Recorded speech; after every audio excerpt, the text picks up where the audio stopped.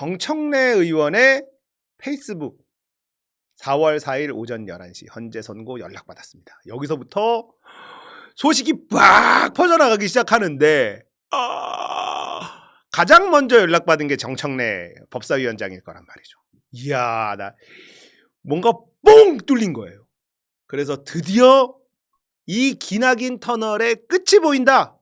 그리고 저는 지금도 이거가 크다, 이런 생각을 합니다. 무너져 버렸어요. 이재명 대표의 무죄 판결로 모든 계획이 다 틀어져 버렸다, 그런 생각을 합니다. 이재용 회장이 이렇게 버선발로 뛰어나와서 이재명 대표를 맞이를 하고, 이게 컸다. 저는 이게 이재용은 이재명을 선택했다라는 순간이라고 보거든요. 사업을 하는 사람이 정치인을 선택한다는 건 빠꾸가 없는 겁니다. 선택을 했다, 사람들이 다 눈으로 봤다? 윤석열은 탄핵도 아직 안 됐는데, 돌아올지도 모르는데 이렇게 노골적으로 만난다라는 건 삼성이라는 회사의 특징을 생각해 본다면 무조건 의미가 들어갈 수밖에 없다. 없다. 그런데 이거를 감행했다는 거예요. 그리고 이재명 대표의 2심 판결이 무죄가 납니다. 근데 그 2심 판결문이 진짜 이상해요. 이건 뭐 그리고 마지막 이 사진. 자, 그리고 보세요. 이재용 회장 뭐 SK, LG, 현대, 한덕수가 불렀네. 한덕수 이제 대통령 놀이 이제 막 하고 싶지 불렀는데요. 여기에서 이재용 회장 파란색 넥타이를 메고 있습니다. 제일 파란색, 이거 남색 계열이고, 얘네들 봐봐. 대통령실에 있는 애들은 빨간색 계열을 이렇게 넥타이 맸죠? 근데 이재용 파란색 넥타이를 맸잖아. 자, 아무 의미 없지 않아요, 이런 게. 이재용은 이재명을 선택한 겁니다. 물을 수 없도록 그냥 선택을 한 거예요.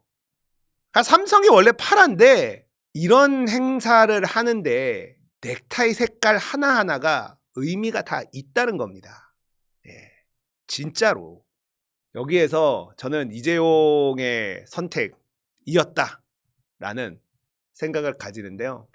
자, 시청자분 중에 한 분이요, 이 2심 판결문 원본을 보내주셨어요. 제가 전문을 못 구했다라고 하니까 그거를 PDF 파일을 보내주셔가지고 제가 모두 읽어봤습니다. 근데 그걸 읽어보니까 더 확신이 들었어요. 이거는 그냥 일어난 판결이 아니구나. 일단 소감이 뭐냐, 2심 판결문이 엄청 많거든요. 엄청 길어요. 100페이지란 말이에요. 근데 읽으면서 무슨 판결문이 이렇지? 핵심 쟁점이 아닌 부분까지 너무 디테일하게 다 적어놨습니다. 그래서 보면서 이런 것까지 정리해놨다고? 그러니까 이런 느낌을 계속 받아요.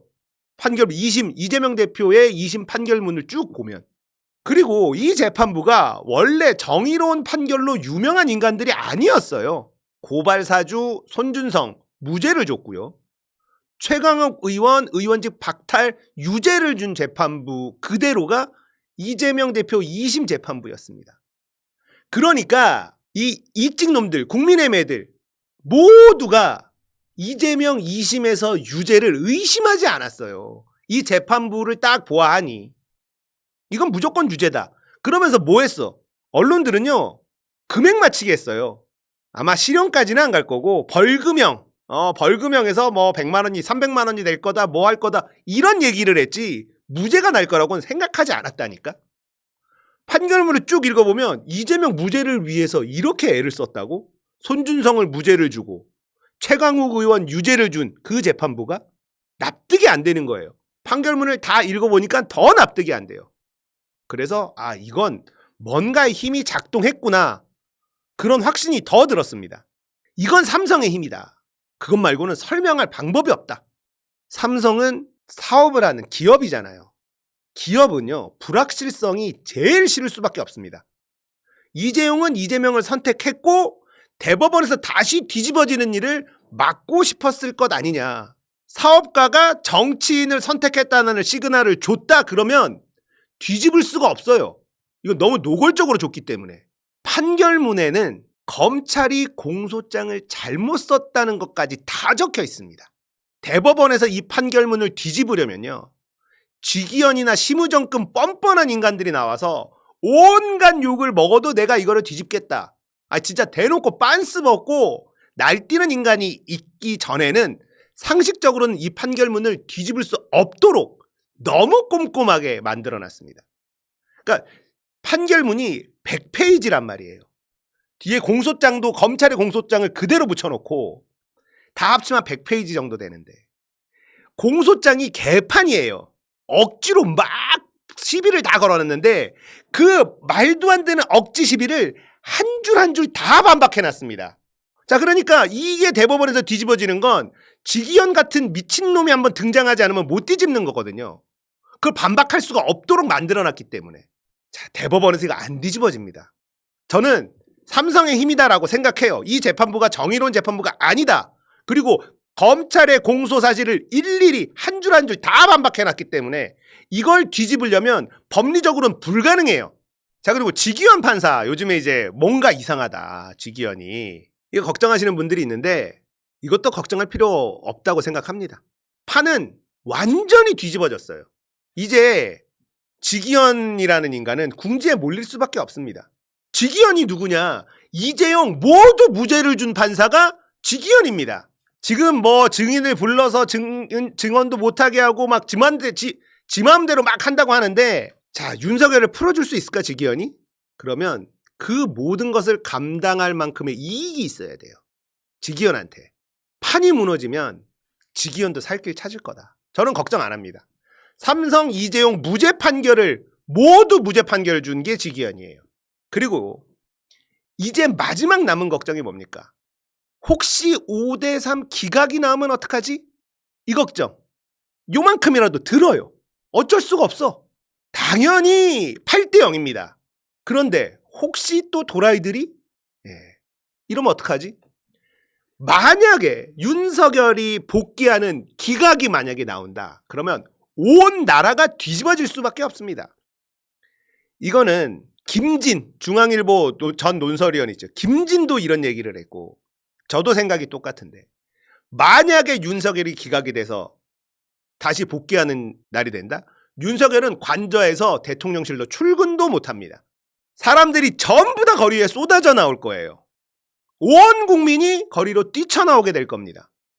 대한민국 역사상 최대 인원이 거리에 모일 거예요. 서울이 마비됩니다. 용산 관저에서부터 한남대교를 타고 저 뒤까지 사람들이 운집할 겁니다.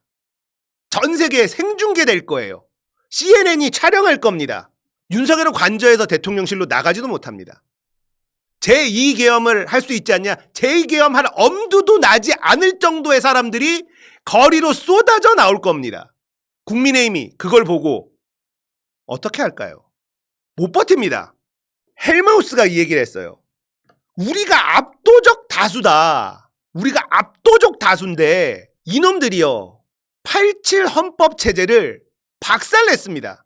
한덕수, 최상목, 헌법재판소의 명령을 무시하고 시간 끌기를 들어갔던, 대놓고 지기현이 또 풀어주고 계엄을, 불법 계엄을 하고 내란을 일으키고 윤석열, 이 헌법체제를 박살을 냈어요. 그러면 우리의 힘으로 새로운 체제의 대한민국을 만들면 됩니다.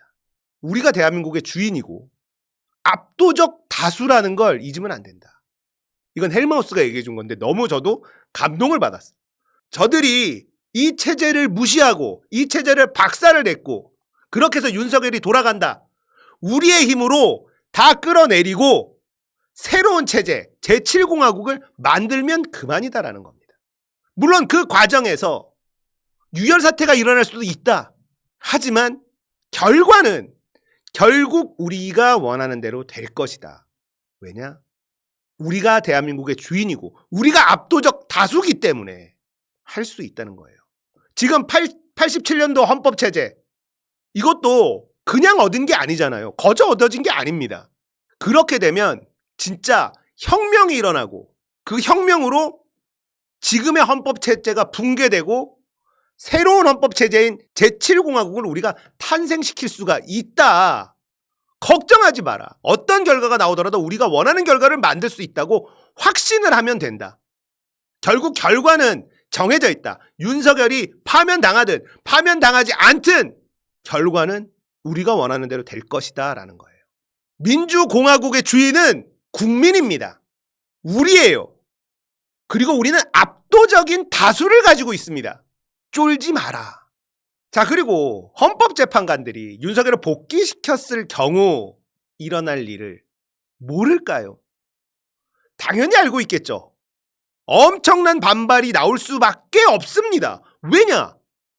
우리가 눈으로 다 봤어. 전 세계 사람들이 다 봤어요. 말도 안 되는 짓을 했고 무장군인이 헬기 타고 국회에 침탈을 했고 다 봤는데, 그리고 윤석열이 끄집어내라, 국회의원 잡아들여라, 증언이 몇 개가 나왔는데 이거를 뒤집을 수 있는 건 없습니다. 그럼에도 불구하고 얼굴에 철판을 깔고 기각을 써야 돼요. 판결문을 쓸 수가 없지만 억지 논리를 펴서 씁니다. 그렇게 되면 국민들이 들고 일어날 건 뻔하단 말이에요. 정영식이나 조한창인가? 김복형이나 그걸 모를까요? 역사의 대역죄인으로 기록될 걸 모를까요? 자, 그런 판결을 하려면 내가 쌍욕을 먹을 각오를 하고 그 판결문을 써야 되는데, 그렇게 하려면 그 이상의 이익이 담보가 돼야 됩니다. 그런데 이재명 대표 2심 무죄 판결로요, 그게 담보될 상황이 아니에요. 그러니까 이재명 대표의 2심 무죄 판결, 그리고 2심 무죄 판결의 그 판결문을 이 양반들도 봤을 거란 말이야. 이거 판 뒤집기 어렵다. 무죄 판결로 엄청난 지진이 일어났어요, 사실. 이건 엄청 컸습니다. 자, 그리고 금요일 판결이면 보통 수요일에 선고 일정을 알립니다. 이틀 전에. 예. 근데 오늘 화요일이에요. 왜일까? 이 인간들도요, 엄청나게 치열하게 내부에서 싸우고 있었던 거다.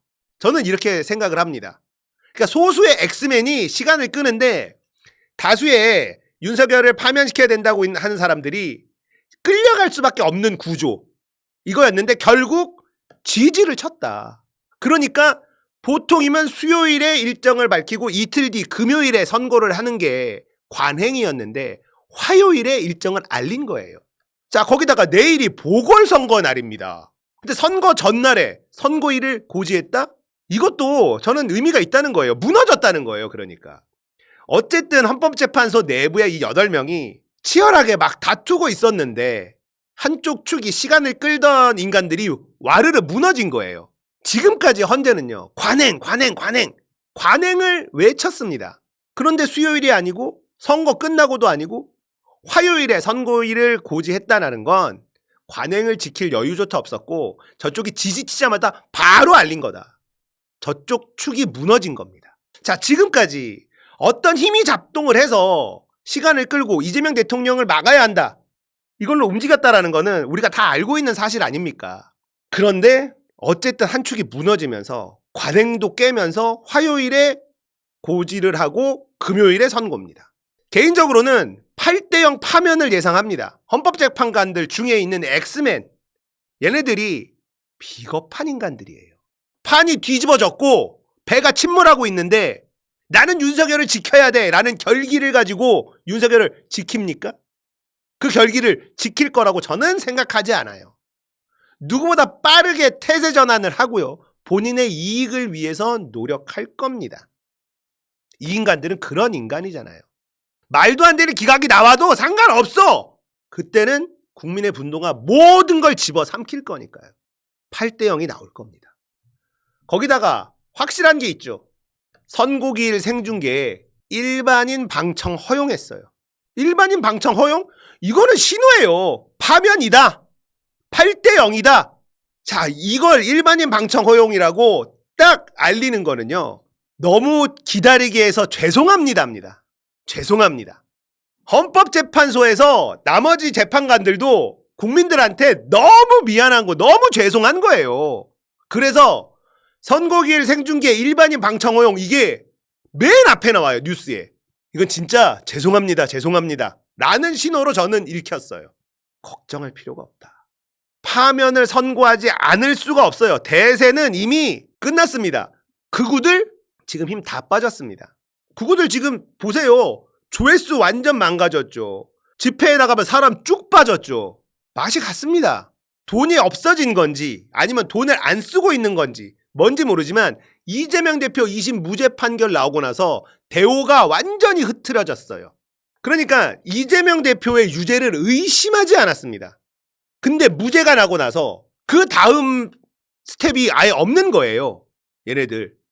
극우 세력들 지금 안 돼요.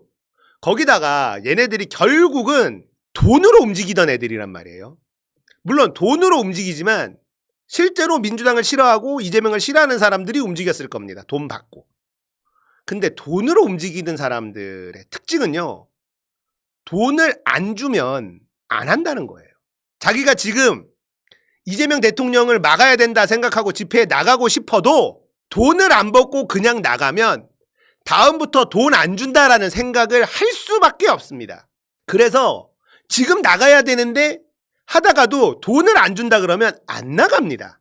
거기에 이재명을 지지하는데 돈 받고 나가는 사람이 있겠습니까? 그런 사람은 거의 없죠. 당연히 이재명도 싫어하고 민주당도 싫어하고 돈을 받아서 나가는 사람들이 모이지만 돈 안 받고도 나갈 수 있는 생각을 가진 사람들이지만 이때까지 돈으로 움직였기 때문에 꽁으로 나가면 버릇된다라고 생각한다니까요. 그러니까 조회수도 박살나고 집회도 박살나는 겁니다.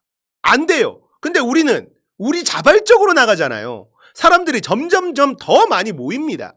자, 이거는 판은 완전히 끝났습니다. 극우 세력들 돈 안 쓰면 얼마나 별거 없는지 우리가 이제 눈으로 보게 될 거예요. 오늘 아침입니다. 환율이 뚝 떨어지네? 코스피가 갑자기 올라갑니다. 코스닥도 올라가고 삼성전자도 올라갑니다. 삼성전자 2.2% 넘게 올라버려요. 삼성이 2% 넘게 오르는 거 쉽지 않거든요. 삼성은 덩어리가 커요. 우리나라 제일 큰 주식 아닙니까? 삼성전자가 2.34% 올랐고 이재명 관련주 다 올랐고요. 이재명의 테마주는 삼성전자다. 이틀 동안 공매다고 쭉 빠졌던 외국 애들이 후다닥 돌아오고 있어요. 돈은 거짓말하지 않는다니까요. 윤상현이 4월 11일을 전망했단 말이에요. 어제 법사위에서 민주당 의원들이 그 헌법재판소 사무처장인가 불쌍할 정도로 후드려 패는데 윤상현이 그 전에 7대1 기각을 마쳤단 말이야. 그리고 4월 10일에 선고한다고 이것도 예측을 했거든. 이거 니네 정보 세는 거 아니야? 이거 어떻게 딱 맞추지? 이거 뭐야? 4월 10일에 선고하는 거 맞아? 자, 이것도 아마 이런 얘기가 그 내부에서 나왔을 겁니다. 저는 그랬으리라 봐요. 조한창이나 누군가가 빨대가 바깥으로 정보를 주고 있었다라고 봅니다. 이거 형사처벌감이에요. 근데 이것도 무너졌죠.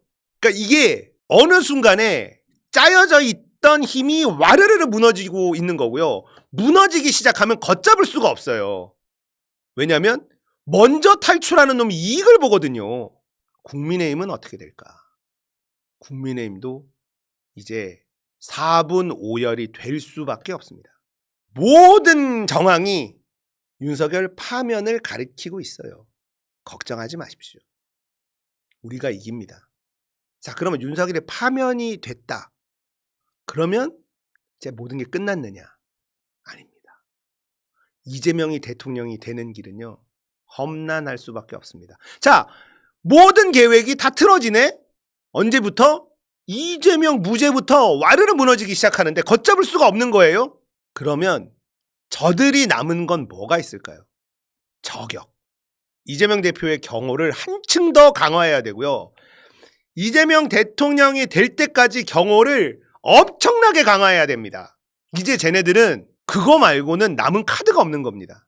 자, 지금 모든 일이 돌아가는 거는요. 기득권을 수호하자. 이건 결국 뭐냐? 이재명 대통령을 막아라입니다. 윤석열이 복귀하고 복귀 안 하고는 중요한 게 아니라 이재명 대통령을 막으려면 어떻게 해야 되지? 그러니까 반대편에 있는 애들이 똘똘 뭉쳐서 단일 대우로 움직인 거예요. 그 지기현 같은 애도 튀어나오고 심우정 같은 애가 말도 안 되는 짓거리를 하고 이런 게 가능했었던 건 서로의 이해관계들이 다 충돌하는 놈들이 단일 대우로 하나로 뭉칠 수 있었던 건요. 이재명 대통령을 막아라. 그 최종 전제가 모두 일치했기 때문에 그렇습니다. 근데 무죄 판결 나고 나니까 이 단일 대우가 무너지기 시작하는 거예요. 이렇게 되면 딴 생각하는 놈들이 생기기 시작하고요. 그 무너지는 걸 막을 수가 없습니다. 윤석열이 파면되면 또 한 축이 무너지는 거예요. 이러면 게임은 끝난 겁니다. 사실상.